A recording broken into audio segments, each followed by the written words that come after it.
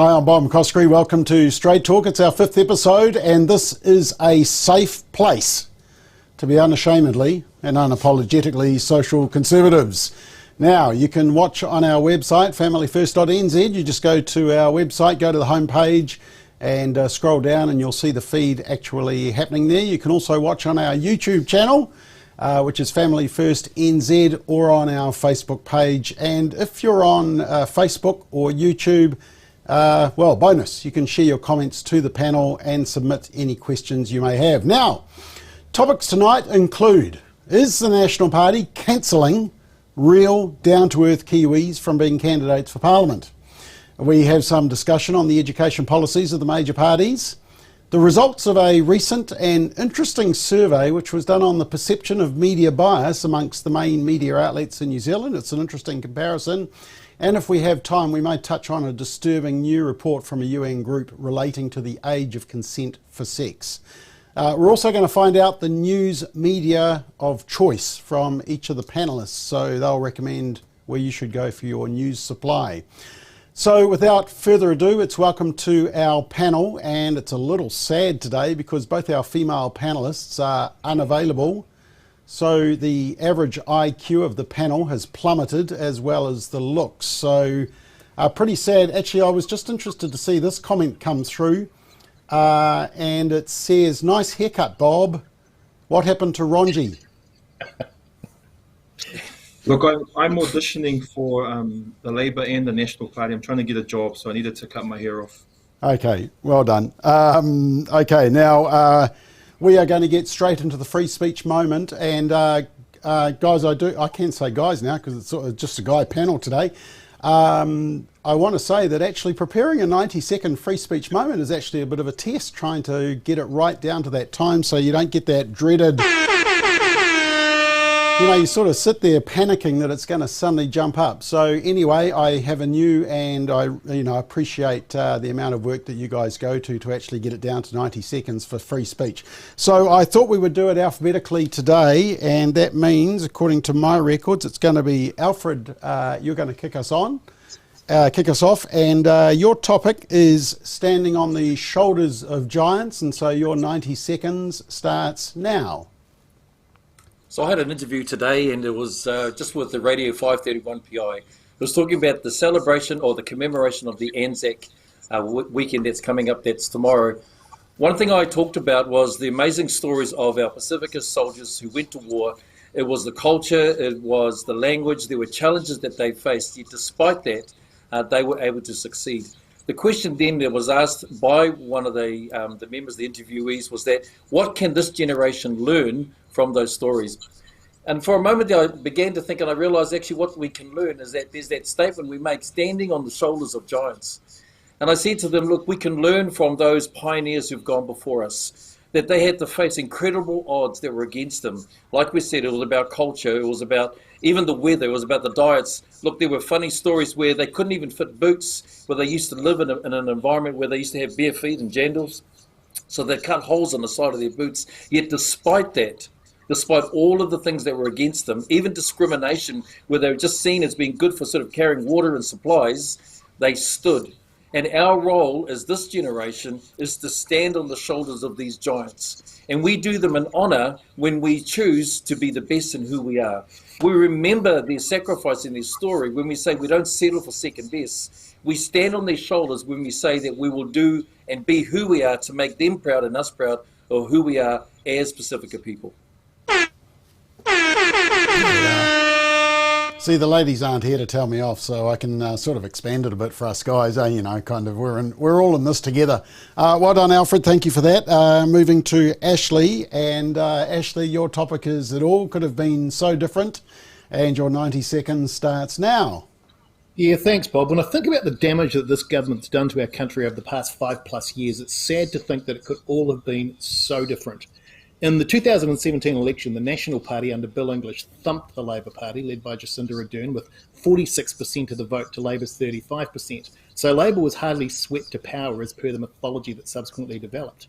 In fact, the national result was so far ahead of the vote achieved by the left that it was higher than the votes of the Labour and Greens parties combined. But we all know what happened next.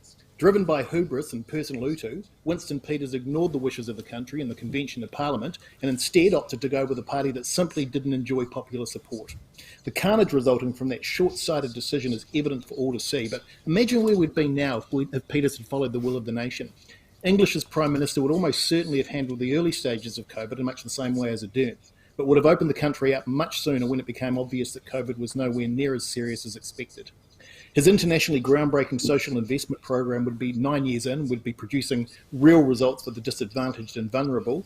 The nation's finances would be in far better shape as English wouldn't have embarked on an unrestrained orgy of wasteful spending. Crime wouldn't be out of control. The prevailing culture of envy and division would never have gained a foothold. Wokeism wouldn't be rampant throughout the public service, and we wouldn't be afraid to speak our minds and exercise our right to free speech. Instead, look at what happened. It could all have been so different.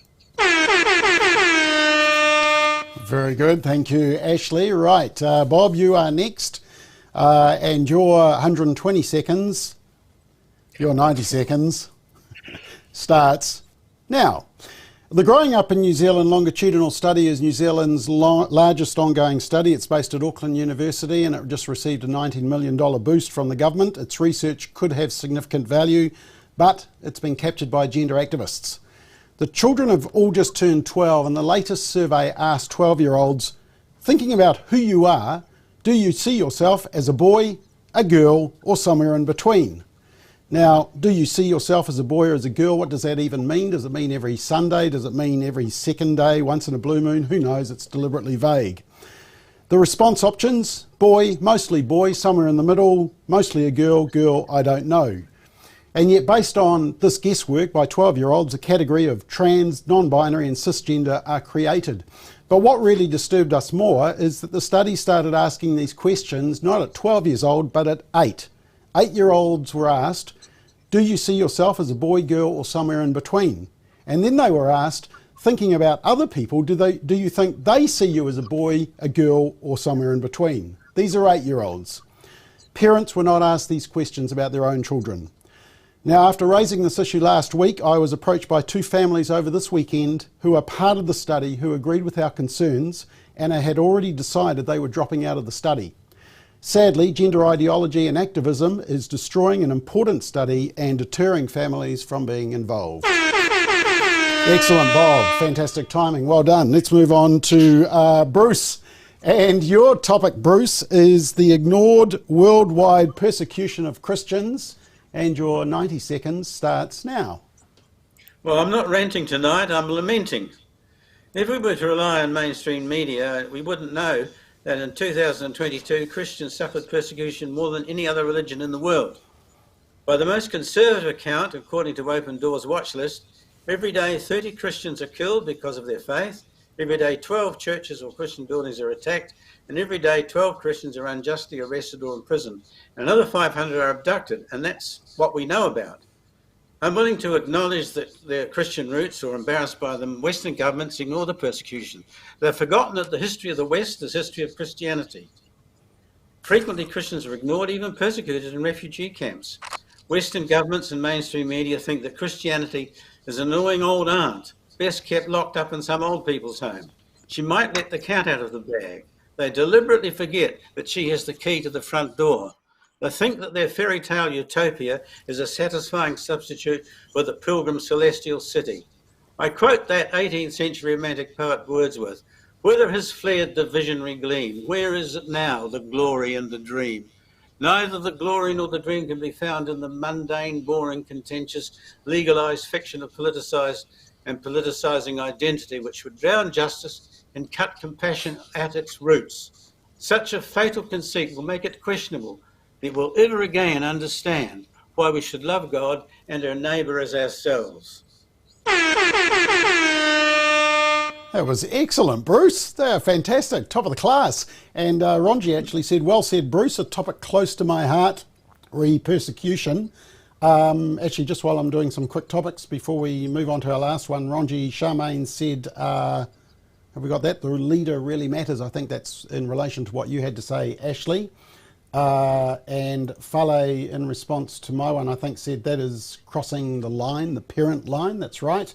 And Claire said $90 million. Seriously? No, it's 19, but $19 million of taxpayer funding, which, is a concern. Right, last but not least is Ronji. And Ronji, tonight you are also talking about sacrifice, and your 90 seconds starts now.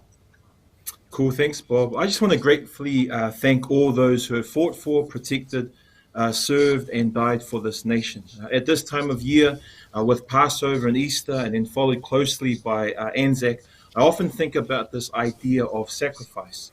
I think this idea of sacrifice and sacrificial living has been lost in today's modern world that's consumed by materialism, secularism and selfishness.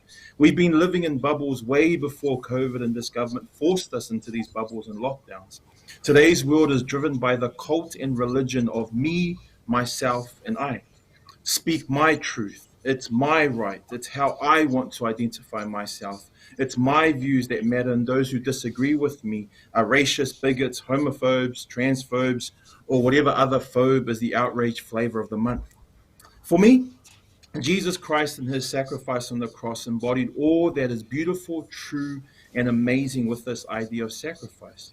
The Apostle Paul paints it beautifully in 1 Corinthians 5. For Christ, our Passover lamb, has been sacrificed for us.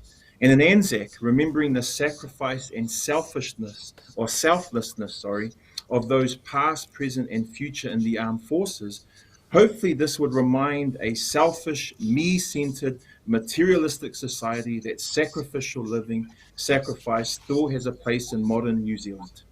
There we go. I can't believe it. I've noticed that since the women haven't been here, we have just been completely well behaved and in time. So well done, guys. And let's continue. Let's get straight into our topics. And look, I think maybe next week we might talk about just what's going on in the Green Party and a little bit of factional issues that are going on and the infighting. But I want to concentrate actually on the National Party. Now, look, we're familiar with Simon O'Connor, his post on Roe v. Wade. We remember Maureen Pugh getting rebuked for questioning climate alarmism. We also saw in the media recently Greg Fleming getting in trouble because he made some relevant points about what happens when you redefine marriage and you change the rules. And then there was this tweet, if we can just put that up, Gordon. Joseph Mooney, now he was blasted for comments he made claiming that every single person in New Zealand is guaranteed tino rangatiratanga sovereignty under the Treaty of Waitangi. And one academic described the comments by the Southland MP, who's also the National Party's treaty negotiation spokesperson, as an utterly incomprehensible interpretation of Te Tiriti. And he was suitably chastised by the party. And Alfred, we might come back to you on that one shortly. But the most recent one is National's ex-candidate for the Tairi electorate, Stephen Jack, and he had earlier come under fire for sharing a video in 2020 of a comedian, and it contained a very inappropriate and crude joke, and he rightly apologised for that. But then he resigned after Stuff reported he'd shared a poem on Facebook in 2021 comparing the former Prime Minister, Jacinda Ardern, to Hitler. Well, that's what the media said. Now, I'm pretty sure there'd be universal condemnation from the panel for the grubbiness and the complete unacceptability of the so-called joke. But I'm more interested in the panel's reaction to the poem which he shared and which sealed his fate. The media didn't like the poem because it referred to Hitler and Jacinda Ardern in the same breath. It called Jacinda Cindy, and it made a nasty joke apparently about David Parker, who was the Environment Minister. Now, just a little background. The author of the poems is a Balclutha farmer, Ross Agnew. And the farming show's Jamie Mackay, who's on the ZB network every day, called him a bush poet, earthy artisan, and a good Kiwi bloke. Now, just to give you an idea of his humour and artistic ability, the South Otago farmer is known for his protest song Fart Tax Blues, which became a hit in 2003 when it was played on the farming show, and then it was picked up by television shows including Homes. And it was a protest song about the government's proposed fart tax, and it struck a chord with farmers. Let's just watch one verse of that. And you can sing along to it as well, team, if you want. Tossers up in Wellington, well, this time they've gone too far. It's not factories causing emissions or the humble motor car. They say it's flatulence from our livestock and we've got to take it apart. And they've signed up with Kyoto and they're gonna tax the far. That's why I'm sitting down here in my wool shed. I'm staring at my shoes, cause I've got those far tax blues. Okay, so he's pretty creative. Let me just give you the second verse as well, because I'm getting into this and I can see you guys are as well. Well, there's tons of gas, he reckons, from every Kiwi farm. So I followed around me flock, a fartometer on me arm. Well, I never heard one squeak all day.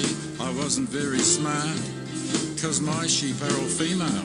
And of course ladies never fart. That's why I'm sitting down here in my wool shed. Shouldn't have to pay my dues, cause I've got those fat tax blues. Instrumental. Yeah, I got the blues, baby.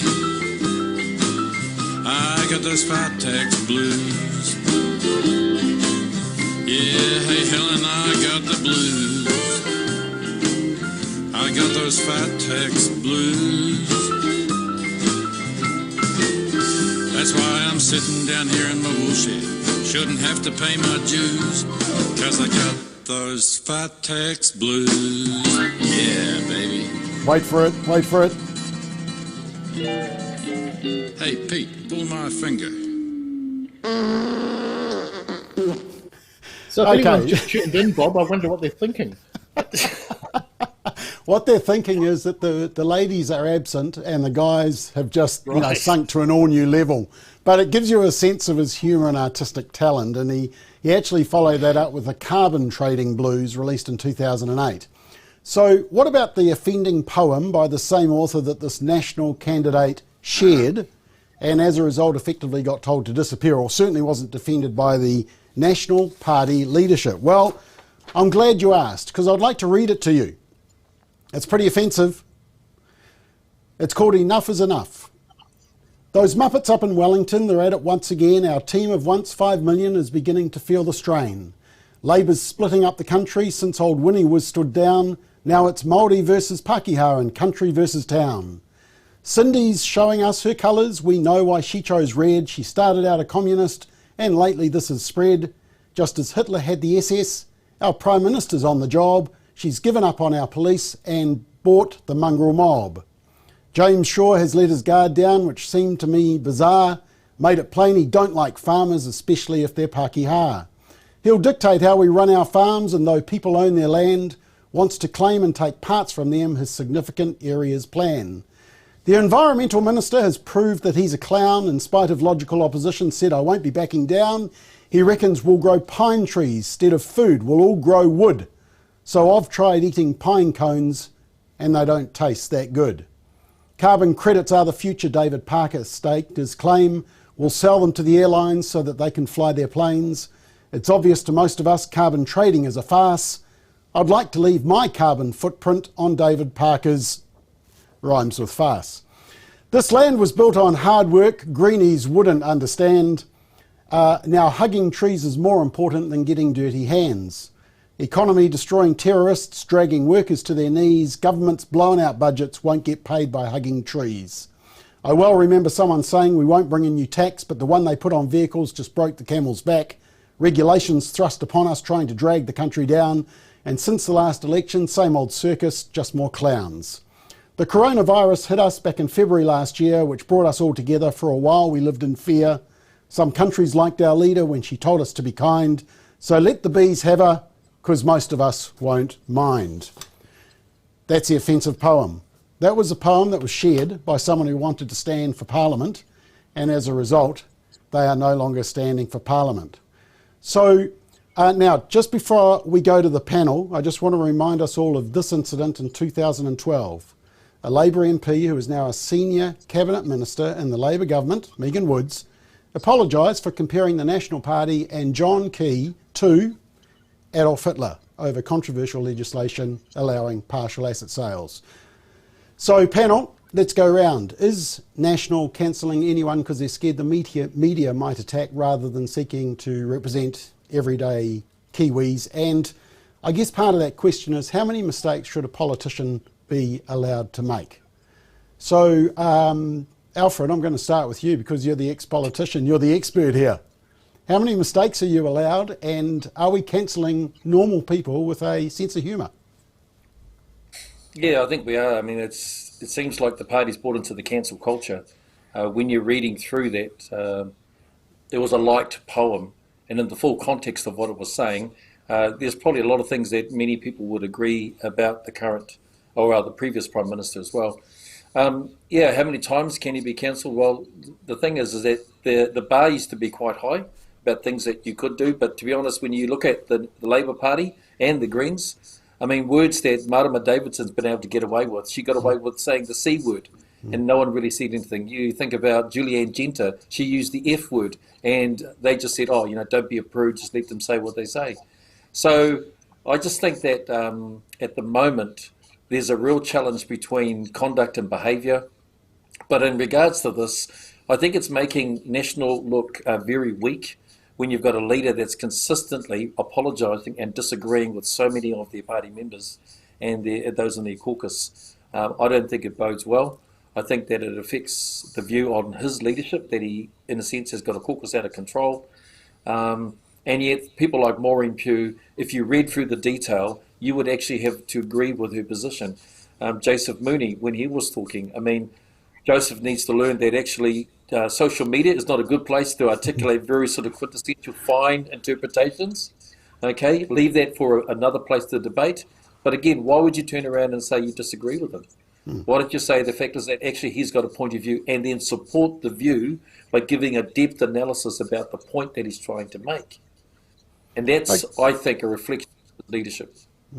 Okay, Bruce, you're on the board of Family First, so you're in effect my boss. Would you be happy with me sharing that poem? Of course, of course.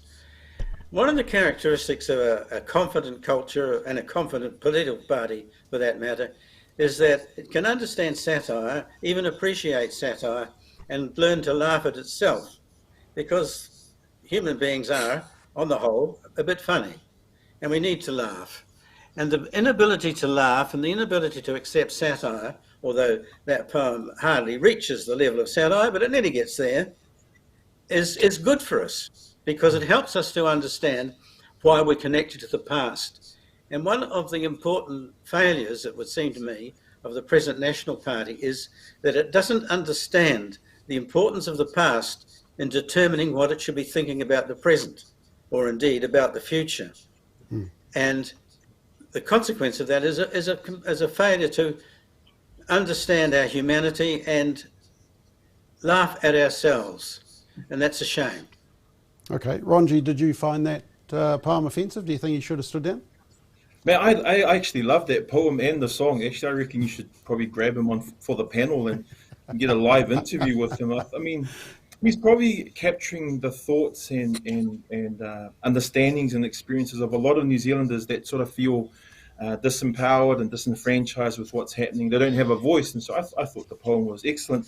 I guess a couple of thoughts I have around this. Sometimes it sort of feels like a bit of a beat up on the National Party with this, with StraightTalk. And yet I have no idea about the inner workings of the party. But the more I see it, the more I see, as Alfred said, really weak leadership. I mean, the Luxon's not backing his people to have an opinion, to make a stand. And so I just think walking those comments back, walking those positions back, not backing your team really doesn't show a leader that's willing to support and have the backs of his MPs. But I guess the second thought I had was, I've just been thinking about the state of those social conservative MPs in the party right now. Are they a little bit too scared to say anything in case they lose a position or portfolio or a ranking or something? And what is Luxon afraid of? What's the National Party's board and staffers? How do they handle this? I just think it just looks like a real mess. But again, there's not many other options out there. Okay, and just before I come to you, Ashley, just this comment that came through from Sue, which I thought was quite relevant. Luxon is acting like a CEO rather than a leader of MPs that a good percentage have been voted in by their electorates. Those MPs are accountable to their electorates, whereas as he says, a lot of the MPs are accountable to the party. That's a problem with the system. But Ashley, back to you. There's always an issue when you bring in Hitler into anything, isn't there? Even in jest. Yeah, there is. And I mean, I'm not offended by that poem at all. But there is, as appears to be my ongoing role on the panel, I've got a slightly different view to everybody else, or at least I've got a dollar each way on this. So on the one hand, the National Party's a brand, and it's a brand that has certain values that it adheres to. And when you sign up to become a candidate and hopefully be elected, you buy into those values and those brand values, and you agree to fit in with the guidelines in exactly the same way if you bought into a franchise of a business that you would be required to adhere to the principles and the values of that business. And if you weren't prepared to do that, then actually that franchise could terminate your contract. So in a sense, I understand why the National Party might be saying to candidates, hey, look, you've agreed to do certain things, you haven't done them, you haven't complied with them, and therefore you either don't do it again, or in extreme cases, you no longer meet our conditions and you're out. You're no longer a candidate. So I get that, and I actually have some support of that, because if you don't have some value base, then what's the point of having a party that's got sort of a collective ideology? Having said that, and this is where I agree with the rest of the panel, you could question where that ideology has gone over the last 5 or 6 years with National. It's gone from being pretty predictable, and I think 6 years ago everybody on this panel could have pointed to the key values of the party, to now being driven very much around electability and around being terrorised and frightened of the idea that they might do or say something that would impact on that sort of centre vote that can go either way in any given election. So on that basis, I agree with everybody else. We're in a situation at the moment where we're not showing leadership, we're poll-driven, and it's all about trying to get elected. But I do buy into the idea that the National Party is entitled to have some values, and it's entitled to actually have some rules around what its candidates can and can't say. Okay, but in fairness, does that mean that you have to throw out your sense of humour and be a little bit edgy, like this was? No, and that's what I mean when I say that's what I'm referring to when I say that you could then question where those values are currently at, and it's gone from being, in my view, a party that had some pretty clear conservative traditional principles to a party which, as I said before, is poll-driven and therefore wants to purge the party of anything that might upset somebody that might otherwise have voted for the National Party.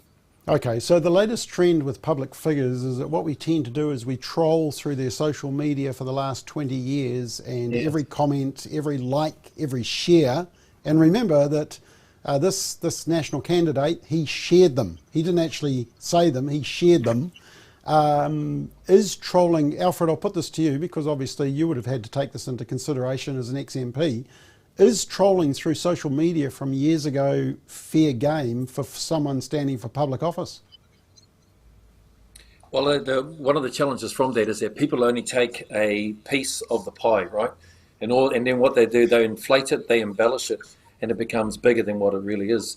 But can I just say that to comment on what was taken out in regards to the comparison to Hitler and the SS? You know, if you want to get into politics, you want to talk about that. Not only did you expose Megan Wood, but also too, you know, in politics we've got a record we can be proud of. But and Ashley will know this, but there's parts of it that we hang our heads in shame in regards to the Holocaust, to Hitler, to the way Jews were treated.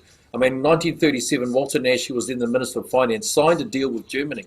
He went over to Germany, and what he said was that this is an amazing country. They're thriving under the Hitler leadership. And in 1937, 1937, we shifted over, we exported 500 tons of butter, right? And he was also to the Minister of Immigration. And so we had about 1,100 Jews that were accepted as refugees into the country. Over 1,700 were rejected. When he was challenged about that, this is what he said in his own words around the Jews. He said, there are people that we would find very difficult to assimilate into our culture. Basically, he bought into the rhetoric around that. So the problem with trolling is that you only take a small piece of the pie, you don't tell the whole story. And unfortunately, that's what's becoming of the media and also to the commentary and narratives in our country. Yeah, I mean, Ronji, would you be worried if we had a look through all your social media accounts? I mean, last week you said something about I had the most punchable face in New Zealand. Well, The that truth wasn't of the really thing. satire. I was telling the truth. It wasn't satire. It was sort of my honest opinion. I should have made that my free speech moment, actually. But look, I guess it's just part of the game. I'm really fascinated about the politics of it, and I guess Alfred, I don't know about how these parties work inside. Like, is it Luxon's decision? Is it the board's decision? What happens to these MPs? Are they too scared to speak out? Like, how? I just it's not a good look. And I guess when I'm trying to encourage people to not vote for this current government, which I have, then the options out there aren't really good ones. And so, what's happening inside? Well, if I can answer that question just quickly, Bob. Well, you only need to look at Louisa Wall, right? So I'm going to go the other side, so I don't just want to look like we're bashing up on National, right? But this is reflective of a lot of politics currently in our country. Louisa Wall was never promoted. Why? Because she stood up against Jacinda Ardern. And so you've got party politics that's thick and fast. It's all about popularity. It's all about the numbers. And Ashley said it's poll driven. Now that's going to be a real concern for our people. And that's where, the work of Family First is asking about what about our values? Can we vote for our values? Because at the moment, we have caucuses that are not making decisions that are the best for our country. And it's reflective on how they conduct their business internally amongst themselves. So, Ronji, the truth is that a lot of it is personality driven, politics driven. All the rhetoric about, I love the way they used to say in the caucus, oh, we're such a broad church. But the reality is they hated the church many times, right? They used to call me the God botherer because I had a Christian conservative faith. So it's really interesting. They use terminologies and quotes because they sound cool. They sound really cute. But the truth is they mean nothing at times when it really matters. Yeah. Bruce, I know that people have often trolled through what you have written and have looked for mistakes. How many mistakes are we allowed to make before we deserve to be cancelled? Well, I can just say at the back of all that, there's an old saying, a little knowledge is a dangerous thing. And the social media aggravates that. Because it's always partial, it's always selective, and it makes a little knowledge more dangerous than it's. In fact, it doesn't make it more dangerous. It just makes it seem more dangerous and more compelling. Really, it's a matter of building a tough skin and getting on with it. So I mean, that comes down to the question which I might just put to all of you just before we wrap up this issue, and that is, do we want perfect politicians who have never made a mistake, or do we want ones that actually have made mistakes? Sometimes they've been buffoons, sometimes they have posted something inappropriate or offensive, but at the same time they've apologised, unlike Marama Davidson. They have apologised, and we see them as being real. Bruce, do you think we deserve real politicians like that? Because I think we're scaring off people. We do. Well, because if a person, everyone makes mistakes, and you can do things with a mistake. You can hide it, or you can admit it, ask for forgiveness, and get on with the job. And everyone's task then is to get on with it. And the problem with the kind of thinking that seems to be permeating our culture at the moment is an unwillingness to forgive people who say things that you don't like. And so you cancel them, and the willingness to sort of let things go and let things go be past if people say they're sorry seems to be almost impossible in many cases. It's a loss of an understanding of human weakness and a willingness to accept that we're all vulnerable, we're all fragile, we've all got difficulties, but people who move forward from that and accept that become stronger, and it's the stronger people we want. Those people, we don't want Pharisees in Parliament, we want people who are redeemed. Ashley, you got anything to add to that? No, I think that's a pretty astute sort of an observation. Okay. Ronji? I think we just need real MPs who are real people and not robots. I just think all this cookie cutter kind of safe MP is a little bit boring. I'd rather see real people who've made mistakes, who've gone through life and don't have all the degrees for Africa, but they just are real life people in different sectors, different backgrounds, different upbringings, and so on. Okay, and Alfred, anything to add just as we finish this? Yeah, I mean, I think it's not the mistakes that we've made, but it's the lessons we've learned along the way. But how's that shaped the character of, the leadership? And it should reflect itself in the decisions that they've made heading into the future, because, the proof is in the pudding, right? It's the actions that count rather than just the words that they speak. Okay, and John actually says that. He says, I think mistakes are meant to help us grow, but they are not displaying growth. And Trina says, gosh, it's going to be impossible to vote for a party that holds my beliefs and conservative values. Well, hopefully we can figure out who that is.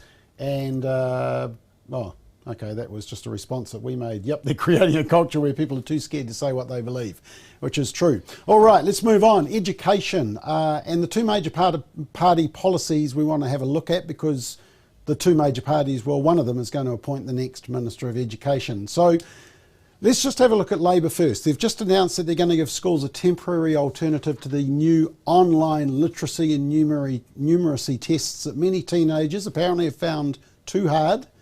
The government is facing pressure to address the downward trend in students' achievement in maths and literacy. The Minister of Education has already said she's not happy with it, and it's deferring major NCEA changes so schools can concentrate on, guess what, team? Maths, reading and writing. Woo! The announcement followed a series of trials with Year 10 students that found that many did not know how to use capital letters and full stops and didn't know there was 60 minutes in an hour. But I do want to show you the ultimate goal of what the Ministry of Education and this current government is pushing, this type of curriculum. And Bruce, you may need to interpret it for us. This is their new plan for teaching both maths and literacy. Let's have a look at it. A critical maths how do you say that? Pedagogical, is it? Pedagogies. Yeah, thanks. Approach uses maths to develop critical awareness about wider social, environmental, this is maths, remember, political, ideological and economic issues. Critical maths recognises the importance of understanding, interpreting and addressing issues of power, social justice and equity in the community and the wider world. Akonga are encouraged to interrogate dominant discourses and assumptions, including that maths is benign, neutral and culture free. Whew, that is maths. The literacy isn't much better. Can we just show what the ACT Party did in response?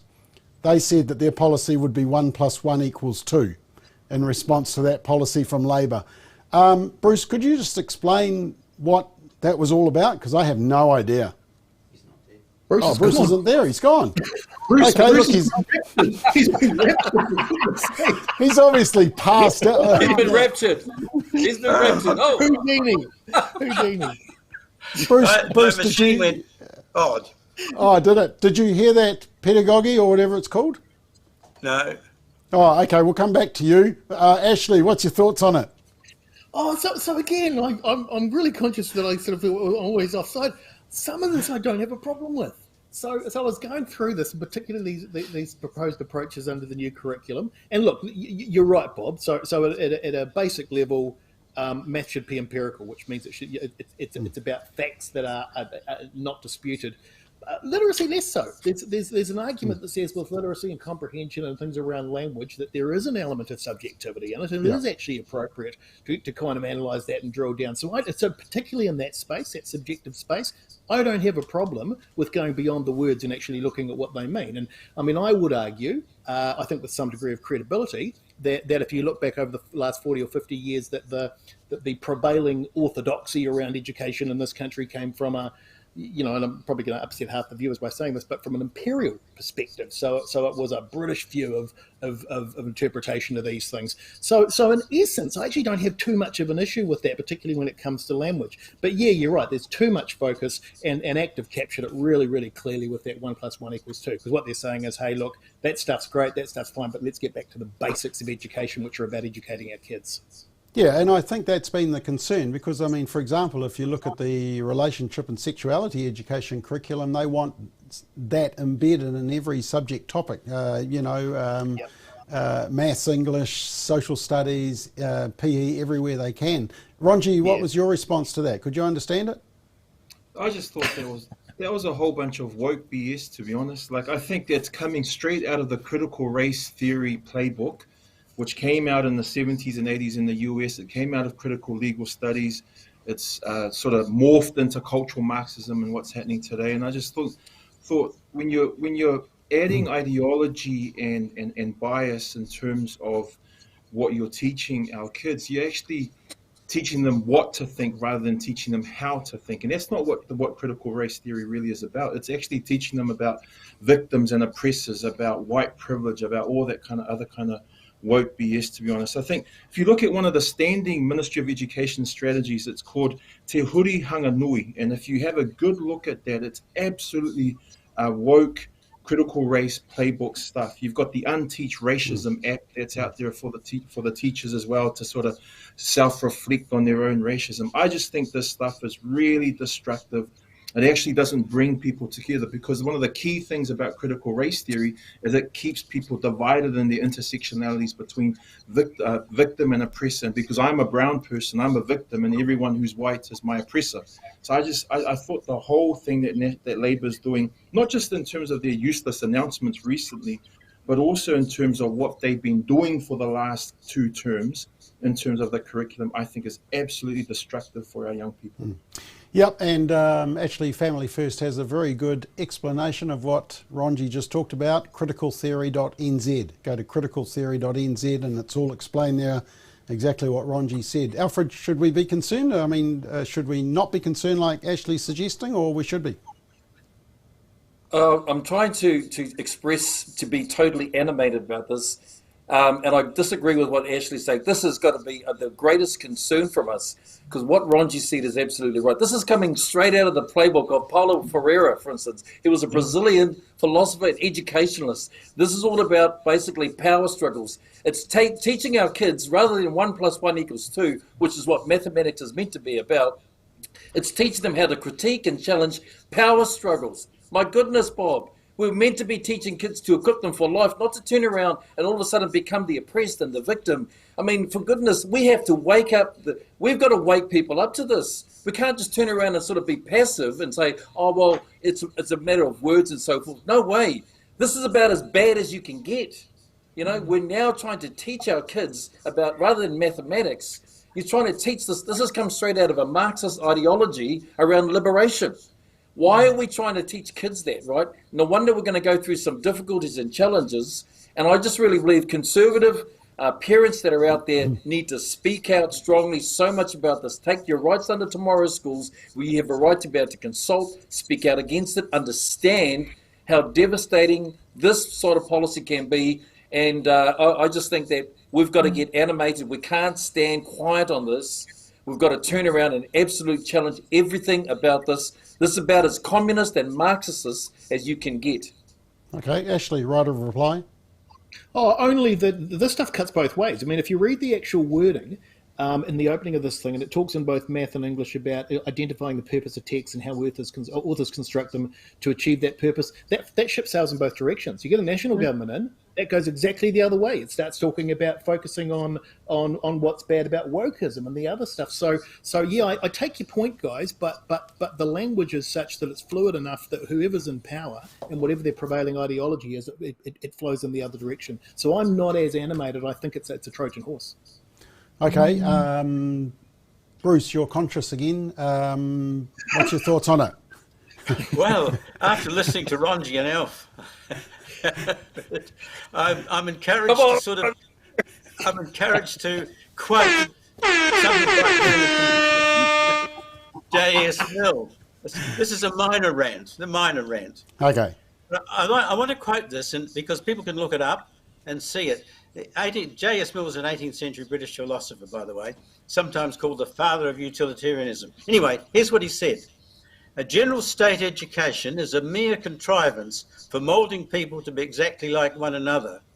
And as the mould in which it casts them is that which pleases the predominant power in the government, whether this be a monarch, a priesthood, an aristocracy, or the majority of the existing generation.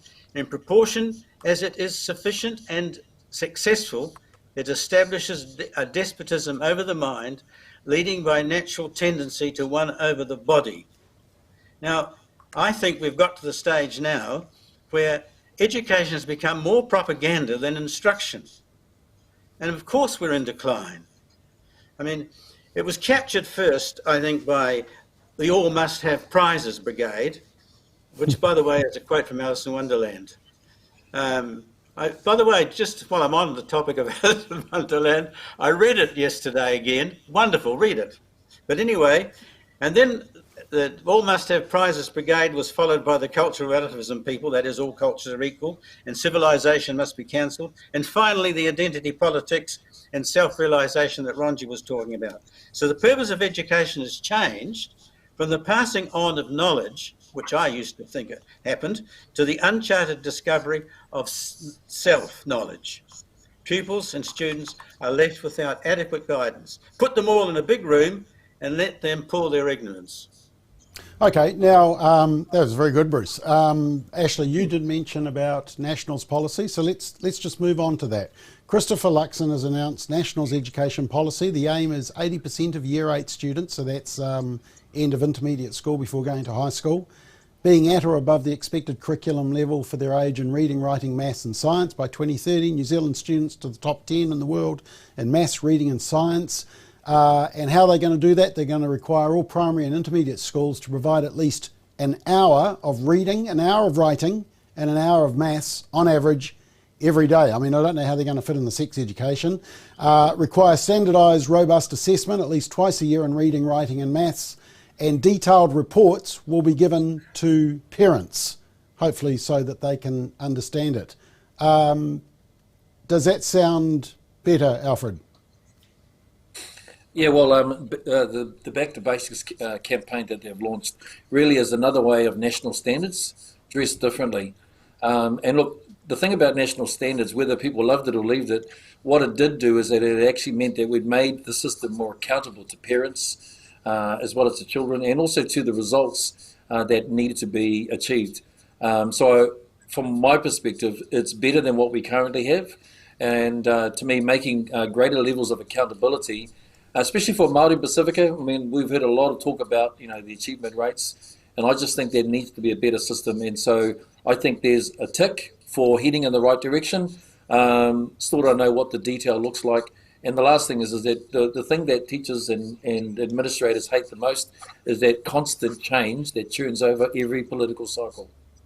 Yeah, and Alfred, unfortunately, Christine isn't here to comment on this, but Erica Stanford was interviewed about this whole issue, and it seems like the theory is there, but there wasn't a lot of meat. There was lots of everything should be mandatory reporting of absentees and etc., but there wasn't a lot of meat of how you get to that high standard, was there? Yeah, I mean, she was trying to quote Astle, and there was the interview that on Q&A with Jack Tane. And that's one of the troubles when you just you go along, you make a few visits, you sort of put together a policy, then you try to go out and communicate it. Look, you have to take time to understand the detail because it's complex, it's challenging. And you can't just try and be like the car salesman, get out there and I can sell this brand new car because it looks good, smells good. But when people who are mechanics ask you the detail and you can't tell them what's under the hood, how it actually operates under certain conditions, then you get trapped. And I think that's where her Q&A got the same thing too. Ashley? It comes back again to what we talked about before. I get the impression good policy, don't get me wrong, says all the right stuff, but you get a really deliberative impression from it that, again, it's poll-driven, and that even the language is that it's almost as if they've tested words to see what's going to get the best reaction and sway voters in the right direction. So, and I get why they do that, but Alfred's right, it's got to be backed up by something that's actually got some real meat to it, and at the moment, it sounds more to me about what sounds right than what actually is right. But Ashley, when you say poll-driven, isn't it what parents want? Because, I want my kids to be taught reading, writing and arithmetic. I don't want them to be panicked about climate alarmism and told that they have 200 genders to choose from. And that's the definition of being poll driven. It's about saying things that people want to hear, because you're right, because the vast bulk of people actually just want their kids to be educated properly. Look, and I would make the point too, I was going to make it before, and Ronji's made it a couple of times. We need to be careful in this forum not to be sounding like we're just beating up on the National Party, because there seems to be a lot of, every time we answer a question, it's to say how badly National are doing it. But I think I'm right in saying, for all of us, that's because we're passionate about these guys actually getting it right. And our concern at the moment is to the extent that they're losing the supportive part of the electorate because of some of the stuff that we're highlighting. Those are areas that could be fixed. There's still enough time between now and the election to actually get this stuff right. Yeah, I'd just like to remind us that Bruce last week could not find a single good thing to say about our last Prime Minister. So, just to put that... Very cool, yeah. Ronji, what do you think, especially for Pacifica and Māori, what do they need? What is an education system that's going to work for them? Well, I think the basics that are found in this National Party policy is what all kids need, including Māori and Pacifica. So I think the bones of the policy is, I sort of agree with what the other panelists are saying, but I think I would have loved to see more detail in the policy. Like, there's no real discussion there around curriculum changes. There's no real discussion around school choice. There's no real discussion around the success of charter schools or special character schools or religious schools around the country. And there's no real discussion in the policy around homeschooling. So I think those kinds of details are what a lot of New Zealand families and New Zealand parents are looking for and wanting to understand a bit more. And so we need more meat on those bones. But I guess it's the basics. So going back to the basics is important. But yeah, it is a nice sounding promotional kind of social media cool sounding policy that doesn't really tell us the meat of what we need to understand for our kids. Yep, and just finally, Bruce, I mean, you've been involved in the education sector for, 60 years. I mean, you must have seen major change. Yes, of course, the change is dramatic. But there's one point I think we should note, that ministers of education don't determine education policy. All the ministers of education that I dealt with over my little life hardly knew anything about education. They were driven by a small clique of people in the ministry who were ideologically driven and wanted education to go in a particular direction, the direction that we're now complaining about. So that what we do need to do is to try and get people to understand and bring about a change, because the curriculum and the data, all the stuff around the curriculum is embarrassing. It's so badly written, it's incoherent, and it's so much driven by an ideology that has no substance that I don't know how the fellows in Wellington can write it without being embarrassed, running away and hiding. It's so bad. Okay, any final comments, team? We're going to move on. Okay, and before we do our next topic, we just have a very important quick word from our sponsors. Hi, I'm Walt Heyer. I'm looking forward to coming to New Zealand and talking about the issues around transgenderism, because I lived a life. In fact, I started cross-dressing myself as a 4-year-old boy, and we need to know more about how to protect our children from going through these awful hormone procedures that are totally unnecessary and the surgeries that destroy their life, because all we're doing is devaluing, dehumanizing, and destroying young people's lives, and that must stop. Thank you. Hey everybody, it's Lila Rose with Live Action, and I'm so excited to get to speak to you at Forum on the Family coming up in June. We're going to talk about the importance of fighting for life, whether it's in New Zealand or here in the United States, and how together, if we are convicted and passionate and willing to stand up for the truth and stand up for the preborn child and their parents, we can change our countries and our culture. Excited to see you there. I'm Kevin Sabet. I'm the president and CEO of Smart Approaches to Marijuana and also the Foundation for Drug Policy Solutions. I'm super excited to come down to Auckland in June for the Family Forum. And I am a former 3-time White House drug policy advisor, most recently in the Obama administration, where I led efforts on the drug policy strategy and also with regards to cannabis and marijuana use. And it's very important people understand that we're not talking about the marijuana of old. We're talking about a massive new industry that really wants to addict our kids and is only looking to profit. And that's what I worry about with regards to efforts to commercialize and legalize cannabis globally. All right, so that is forumonthefamily.nz. It's on the 29th and 30th of June, and go to forumonthefamily.nz and register. The registrations are pouring in. It's going to be a great day, and we've also got the ex-Deputy Prime Minister of Australia speaking at a special gala dinner on the Thursday night before the forum. So forumonthefamily.nz. Right, team, last topic for tonight. A recent survey was done on not on whether we trust the media, but the perception of media bias amongst the main media outlets in New Zealand. It was done by Courier Market Research, who actually enjoy reasonable media coverage of their polling, well, except when it's polling that we've commissioned, ironically. But Courier asked 1,000 people how they regarded the major 8 outlets' coverage of politics, whether it was strongly left-leaning, somewhat left-leaning, neutral, somewhat right-leaning, or strongly right-leaning. Let's just have a look at that graph. And you'll see there that the New Zealand Herald is considered the most balanced of 8 media outlets when it comes to political coverage, according to the poll.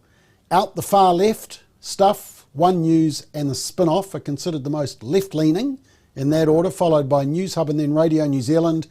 News Talk ZB is seen as the most right-wing leaning, followed by The Platform. Now, Courier David Farrer said if you look at the breakdown by how people say they will vote, National and ACT voters thought the Herald actually leaned left, while Labour and Green voters thought the Herald leaned right, so a bit of variation. Farrer also said it is little surprise that New Zealanders saw News Talk ZB and The Platform as leaning right, because that is common for talk radio, tends to lean right. And he also said, which is what I said, it's worth noting that possibly ZB's perception is more on the hosts rather than the newsroom, because actually my argument is that the News Talk ZB newsroom is actually left-leaning. And I think that was all the points that he made. Even Labour and Green voters, left-wing voters, saw Stuff as leaning left. So Stuff are hopeless at hiding their left-wing bias. So let's just go around the panel. Any surprises in the survey? Is it accurate? And then I'll come back to you and get your news. So Bruce, let's start with you. Any surprises in that survey? Well, no, there weren't any surprises. I thought it was what I would have expected, except that maybe I would have thought that it's a bit more left-leaning, the news outlets that weren't so left-leaning as I thought they were. But other than that, I thought it was a very useful survey. Okay, Ashley, any surprises? Yeah, not really. Same thing. I mean, if you'd asked me to pick the 2 right-wing media organisations, I would have pointed to the Herald and to News Talk ZB, particularly News Talk ZB. So I think that's a pretty good summation. Radio New Zealand Stuff very much on the left. It's driven by an ideology. So no huge surprises there. And overall, the only one surprise I'll take that back. Well, the one surprise I did have is that it gave the impression of a more balanced media than would have been my view. My view is that there's a strong bias toward the left overall if you look at the totality of them. Okay, I mean the takeout of it was that the New Zealand Herald probably could take their hat off because they were basically opposed by both sides, so that would suggest that they're getting the balance right. Yeah. Or some sort of balance. Yeah. Ronji, do you read the newspaper? No, I don't. Actually, I try and avoid the news as much as possible. I have to read it for work, so there you go. But I didn't find it that surprising. I guess I've said it a few times on this platform because I know that there's a whole bunch of wealthy people that are watching.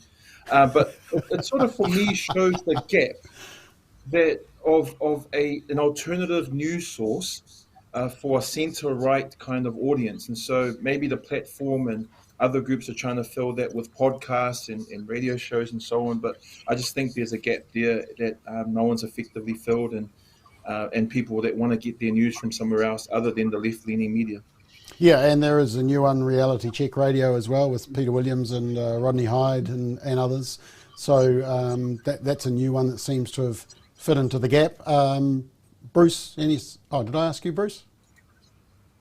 Well, you did. Yes, you did. But okay. I'll come back. We don't have a right-wing conglomerate sort of. We don't have a conservative rump in New Zealand to give us a coherent and intelligent right-wing media. We just don't have the wherewithal to do that. Okay. That doesn't seem. Alfred, what's your thoughts? Yeah, look, I first of all just want to comment on what Ashley said, is that this is not about beating up, National or even Labour. It's actually about having robust conversations and critiquing all parts of the political system. And in saying that, referring to this whole issue around the media, I think there's a real concern. I'm taking another perspective because we keep doing left and right, right and left, and we keep trying to pigeonhole us into different positions. Look, I strongly believe we need to change the narrative. It's no longer about left and right. What it is about what's right and wrong. It's about values-driven perspectives, and I think that's what Ronji's trying to say. They're giving people now the appetite is they want leadership that's value-driven. It has a real sense of consciousness about decisions that people make and how they impact and affect our countries. Trusted institutions of parliament now are losing that ability to have trustworthiness. Politicians, parliament, and even politics itself. So whether it's the media outlets themselves, they're often driven, and just a reflection on some of these, they're often personalities. I mean, News Talk CB, you've got Hoskins, you've got a number there, and same with the platform. Can I lastly say this, is that if we're truly a diverse country, why are we not reflecting some of the other forms of mediums to different parts of our communities, like Māori, Pacifica Radio and print? I mean, huge Asian populations, Indo-Asian, who are using different forms of connectivity, but all we seem to keep printing is mainstream. And I think that we should be challenging Korea and others. How about stretching the teen pegs a little bit further, asking questions to different parts of our community, because this is not us totally inside the tent here. Yeah, and a classic example of that is that, we're aware of a Tongan online station that's on Facebook virtually every day, and so we translated our sex education warning parent guide thing into Tongan.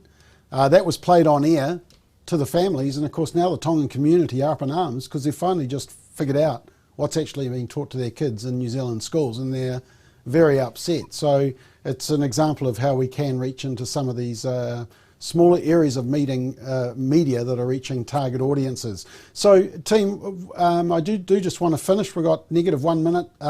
Basically, just for the viewers, where do you get your news? Who do you trust? What are your top sites? We'd just like a quick recommendation. What's your normal process for getting your feed of news? Bruce, do you want to kick us off here? Well, I don't trust very many in New Zealand. I like things like the BFD and a few others, but I try to get my understanding from the conflict that exists between the Guardian in the UK and the Telegraph.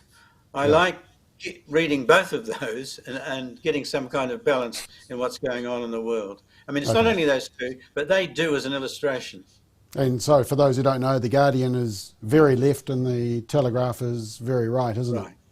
So that would be like Fox News and CNN, reading both of those, getting both sides of the debate. Or something like that. Yeah, okay. Ronji, do you, or do you just go down to the local ice cream shop? No, look, in terms of news, NRL.com, NBA.com, UFC.com, BoxingNow.com. Look, I only check out the news because I have to, and I try and avoid mainstream media as much as possible. So if it comes to sports stuff, I know every single thing that's up there, but yeah, that's me. Okay, but if there was breaking news, where would you go and check it out? Probably News Talk. Try and get a little bit of balance, and maybe New Zealand Herald. But I try to look to overseas sites as well, just to get a different perspective. Okay, Ashley, you would be what, Hawke's Bay Today? No. Hey, by the way, just on that, Ronji, the Warriors are playing the Broncos at McLean Park in Napier on the 27th of May. So if that's where you get your sources, come down. Hey, so well, I'm not a Warriors supporter. That's the problem. No, fair call. Don't then. So I actually get mine informally curated by social media, particularly LinkedIn. By which I mean that I've got a particular sort of follower on LinkedIn. And so I look at the stuff that they dish up because it generally is the sort of stuff that I would have to go looking for myself. So that pretty much provides me with most of the stuff that ticks the boxes that I want. So I don't generally go to the media. I look for what comes through LinkedIn from other people that are on that same site that I'm connected to, and that gives me a reasonably sort of accurate barometer of what's going on at any particular point in time.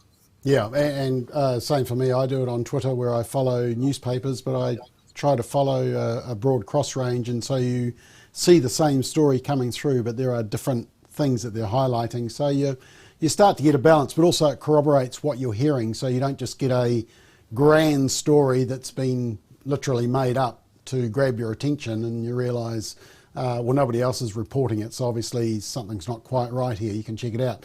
Alfred, just finally, where would you recommend? Yeah, look, I'm like Ashley and others. I mean, I more or less follow a theme, but rather than the breaking of the news, I like to see the reactions of people. So I'm actually following different threads of actually how people respond, what are the different comments, especially people who are local, and try to understand what their perspective is and what's happening. So some of it will come through social media, come through reels, and people sort of who are online, like when just where you guys are, actually with Cyclone Gabriel, for instance, hearing what's happening on the ground. I think that's the sort of stuff that's more important. And then just looking behind some of the stuff. I like to go offshore too, and I'm probably more of a Fox sort of supporter rather than CNN, but at the same time too, you listen to Al Jazeera, right, because you want to hear different food. Then you listen to the Jerusalem Times, and so I think it's healthy to go onshore, offshore, to try and balance your perspectives globally. And so to me, none of these outlets I sort of particularly trust, but I do hear, then I just try and do my own research, and that's what I'd encourage other people. Put together a way of, and it's your networks, I think, that make the difference. People you can talk to who are trusted, who've got feet on the ground, and who understand what's actually happening. Okay, we've got to go, guys, because Ronji Manukau McDonald's shuts in half an hour, so he's got to go. So thank you, everybody. You've done it great tonight. The ladies will be back next Monday night, so the quality will improve a lot. That's just a word of encouragement for our viewers. So we will be back next Monday night at 8 o'clock for Straight Talk. Of course, tomorrow, a special day, Anzac Day, lest we forget. Good night. Yeah.